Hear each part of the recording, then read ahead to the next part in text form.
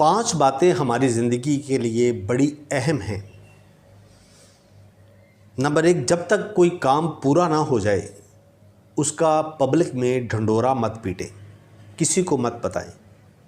काम होते ही लोगों को खुद ब खुद पता चल जाएगा।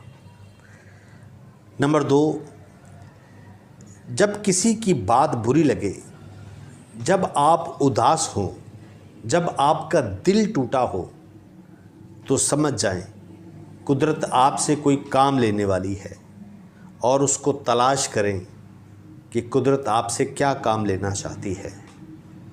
नंबर 3, किसी को आपसे कोई मतलब नहीं, आपकी कहानी से, आपकी ज़िंदगी से कोई मतलब नहीं।